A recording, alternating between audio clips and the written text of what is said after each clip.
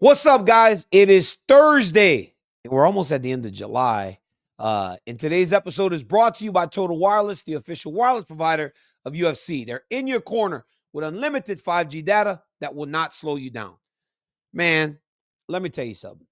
I got friends in media. I got friends in commentary. Two of them, being my better friends and co-workers, are Michael Bisping and Paul Felder. Michael Bisping and Paul Felder together now do the Believe You Me podcast on Mike's YouTube channel, which is phenomenal, by the way. Mike does a tremendous job. We disagree on a lot of things at times. Today, I'm here to discuss something that we disagree on.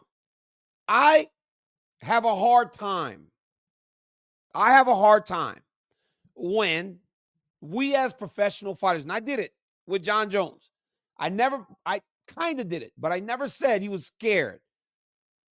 I said that if he didn't fight Tom Aspinall, he quit. Didn't say he was scared, because I don't believe he was scared. I have a difficult time when fighters or ex-fighters say that someone is ducking or afraid of another fighter.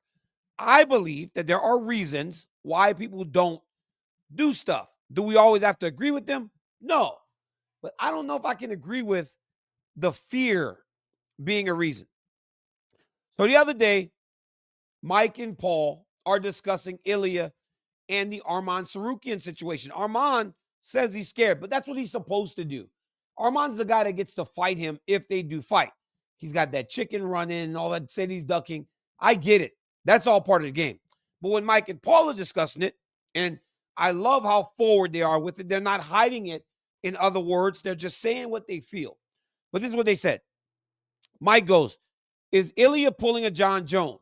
Because Arman Tsarukyan is a real threat to anybody. He's tremendous. I know a lot of people discredit him because he pulled out on the last fight at the last minute, and rightfully so. However, and this is a big one, he's really, really good. And it's simple as that. He's got great wrestling, cardio, strength. He's young. He's in his prime. He's an absolute monster. Ilia Topuria said if the UFC made him fight Arman, that would be a problem. I didn't get the rest of the quote. This is Bisping said that obviously he's a threat to anyone, right? So then Paul gets in there, a guy from the weight class that understands, right? You got to fight whoever's put in front of you. I understand that. But Paul goes, the guy's the number one contender. And to say that you would rather relinquish the belt than fight him, come on, man. We're getting a little carried away. We've talked about this before, where the guys in this generation of fighters, when they get to the top position, they're willing to jump around weight classes and try to deny fighting guys. It's like, that's not how it fucking works. If the guy's number one contender, and the UFC says, this is the guy, you're the champ, you're holding that belt, that's who you fight.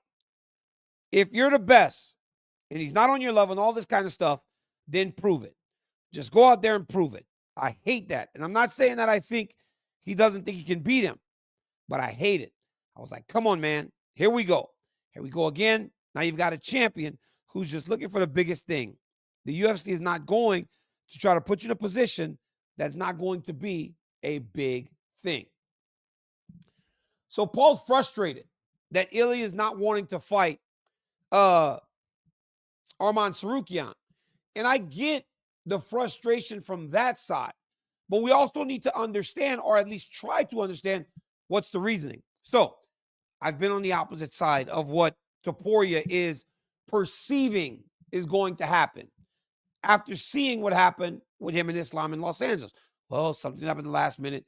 It gives you reservations. But Arman Tsarukyan has made the walk every other time. They are right to a degree. They're right to a degree. Fight the guy. But the only reason Topuria is even thinking of not fighting him is because he has other options. That's why Arman made a little bit of a mistake in missing that championship opportunity. So all the blame can be cast on the Topuria side because he has reason. I love Arman. I think he's the man.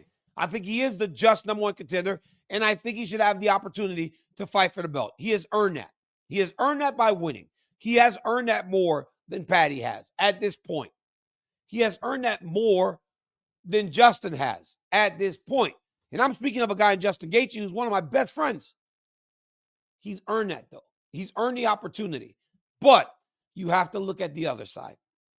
When I was fighting with Jones, I was unreliable at times. I pulled out of a fight. Him and I had the issues where he had to pull out of fights. It's not easy to go back down that path. But what we had was the need for each other. We needed each other because we knew the biggest fights were together. So we just kept going down that path. Topuria has options. I don't know if he feels like it's that much of a difference in what he sells between Paddy or Justin. So when he's looking at these options, he's going, well, Paddy has a following, so I get it. Paddy was the guy inside the octagon, so I get it. I get it. But I also get that reservation to go back down that path, seeing, even though it wasn't against you, what happened in Los Angeles. 24 hours notice, someone had to fight. Islam Makhachev. The only person I just believe that Ilia would, without a doubt, fight, because then it would be much bigger, is Islam. It doesn't matter what Islam does outside of a fight with him. When that fight will be brought to the table, he'll always go back and revisit that, because that's the biggest fight that he could get. And a fight between him and Islam is much bigger than the fight between him and any of those other guys. So while the guys are speaking fact in terms of fight the number one contender, the frustration, I believe, is a bit misguided, because you're not necessarily thinking about the champion side, where the champion at times should go, hey, there's some reservations. But I also know that in the UFC, when something is wanted, and if it's wanted very bad, they will make it happen. It will happen. Ilia Topuria, Arman Tsarukyan. And also, the visual of Paddy in the octagon is something you cannot erase. You can't erase it. It's a moment. So I would have loved the UFC to pan to Arman and pan to Justin after Paddy was in there, because then you keep them front of mind also. But because it ended with Ilia and Paddy arguing in the octagon, and then we go to something else, that's the lasting memory of the 155-pound division. It's hard to go backwards and erase something. So guys, Michael, Paul, I understand the frustration. But Mike, you are on the championship side. You know when you were getting ready to fight Dan Henderson, you wanted some get back on him, so you fought him. But if there was a bigger fight for you, George St. Pierre for that matter, you took it. Even though Yoel Romero at the time, Mike, was probably the more justified number one contender. The bigger fight was GSP, and you took it. So I get it. I get the frustration. But think about the champion side too, because Ilia's job to not only defend the belt, but also make sure that when he makes weight and he does all that, he gets to defend the belt. I'm not saying Arman Tsarukyan's this guy that constantly fucks up and that doesn't get to the scale or get to the fight. It happened one time. He should not be judged solely on that one time, especially after making weight and getting ready to fight as a backup fighter in the last fight. I'm just trying to give a little grace to the other side in regards to why that may be happening. At the end of the day, I agree with y'all. It should be Arman versus Ilia, and I don't think there's any question about that. But I think the problem with it is that lasting memory of him and Paddy Pimblett inside the octagon after the belt.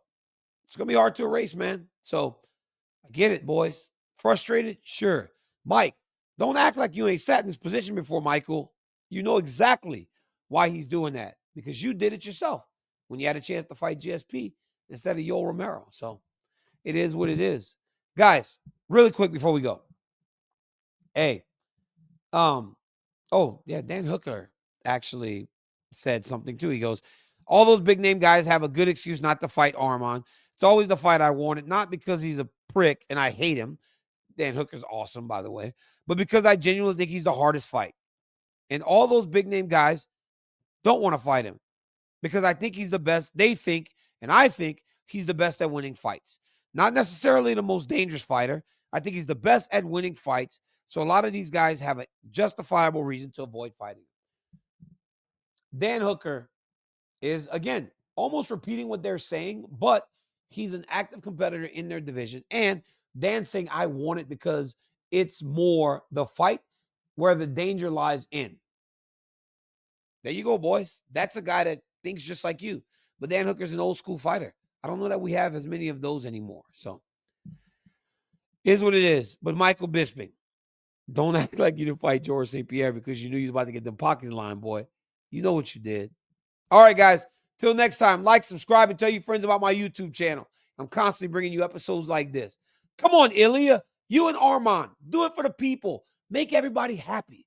Let's go. All right, guys. Hey, it's the boy DC, your favorite podcaster and also a role partner. And of course, fellas, when you're in or you're out of the bedroom with your partner or that significant other, you have got to satisfy their needs as you try to satisfy your needs. It's so important. Hey, the one thing about Ro, when you're in the bedroom, our guys at Ro Sparks, they got your back. With his long-lasting functionality, Ro Sparks are a 2-in-1 prescription treatment for guys who want more controlled erections. And it doesn't take long either, because after they dissolve, they work in about 15 minutes on average. Ro connects guys with medical providers 100% online, so you don't have to waste time in the waiting room. And if approved, treatment ships directly to your door. For me, honestly, it's a no-brainer. Ro is a must-have, guys. Trust me. New sex health patients get $15 off of their first order of Ro Sparks on the recurring plan. So connect with a provider at RODOTCO/DCTV. Ro.co/DCTV to find out if prescription Ro Sparks is right for you. Guys, that's RODOTCO/DCTV for $15 off of your first order. Hey, get them Ro Sparks. I'm telling you, they work.